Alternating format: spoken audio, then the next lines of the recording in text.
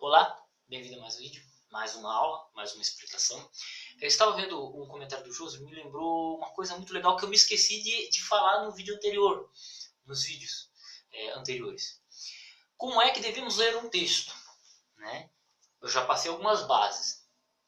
Mas uma coisa que a gente tem que sempre se preocupar, e uma dissertação de mestrado, uma dissertação de doutorado, um artigo acadêmico, um livro, como eu disse, vocês a partir de agora vão começar a trabalhar com livros acadêmicos. Vocês têm que se preocupar em... A primeira pergunta que vocês devem fazer ao texto que vocês leem é: qual é a finalidade ou com que finalidade o autor escreve isso? Qual que é a preocupação dele? Sabe? Outra coisa que vocês têm que observar, qual que é a proposta dele, a finalidade, né? Qualquer proposta, como é que ele enxerga o assunto. Isso vocês percebem ao ler o texto. Na hora de fazer o resumo, vocês vão conseguir enxergar isso com muito mais clareza. Por que eu digo isso? Parece uma lição de ensino médio, de ensino básico, né, de leitura, mas é muito importante a gente fazer isso. E também isso é o princípio da exegese. Você tem que contextualizar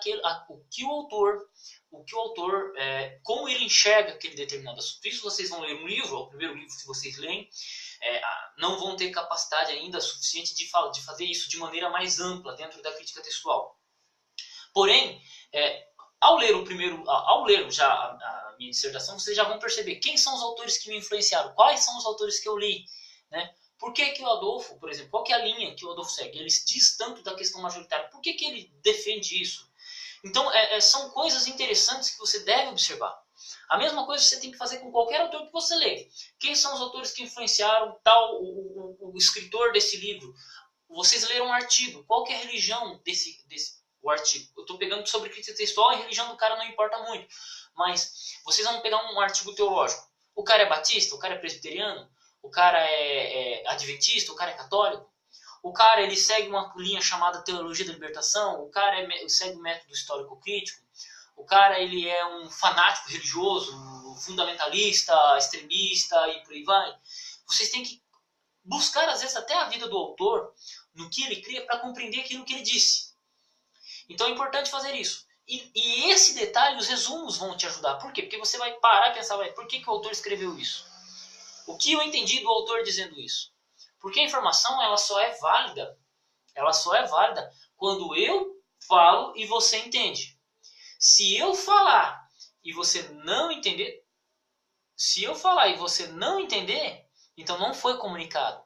E a mesma coisa você tem que fazer com a letra escrita. Você tem que ler e procurar entender aquilo que ele disse. Mas como ele disse isso, por que ele disse isso, em que época ele escreveu isso. Por quê? Porque existem os avanços acadêmicos. Você tem descobertas arqueológicas, até crítico-textuais, de 100 anos atrás, que hoje elas já não são tão relevantes para o mundo atual. Um livro escrito na década de 90 nem sempre é relevante atualmente. Uma teoria que era defendida 200 anos atrás já não é mais defendida hoje.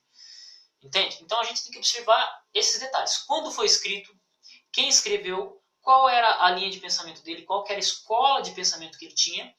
E aí a gente começa a compreender o que o autor está falando. E quando você compreende o que o autor está falando, você consegue extrair a mensagem dele para o positivo ou para o negativo. Então, me perdoem, mas é interessante observar isso. Então, por exemplo, ao ler a minha tese de mestrado, pode parecer que eu estou sendo egocêntrico, mas vocês têm que se perguntar, por que ele utilizou esses autores na época? Eram os que eu tinha disponíveis, né? O conhecimento que eu tenho hoje é um pouco superior. O conhecimento que ele utilizou. Então, esses autores influenciaram aquele artigo. A preocupação. Veja que toda a dissertação ela começa com uma apresentação. O cara apresenta, fala o nome dele, faz as rasgações de seda. Mas toda a dissertação ela começa com um propósito. Olha, a minha preocupação é essa, vou me preocupar em escrever ela assim, porque a minha preocupação do mundo da crítica textual, da internet, ela vem isso e cada dia mais a crítica textual ela vai entrar dentro das igrejas. Essa, essencialmente, foi a minha preocupação na época que eu escrevi. E a partir disso, sai toda a argumentação da dissertação. Uma dissertação, isso para quem vai fazer mestrado comigo, Rodrigo Alves, você vai fazer mestrado comigo, Isso é importante observar. Toda a dissertação ela tem um início, ela tem a proposta, como é que você vai fazer o trabalho, com que viés você vai fazer esse trabalho. Você vai ter o corpo, onde você vai trabalhar toda a argumentação, colocar informação, você vai preencher o corpo, e depois você vai finalizar com a conclusão que você chegou do seu estudo.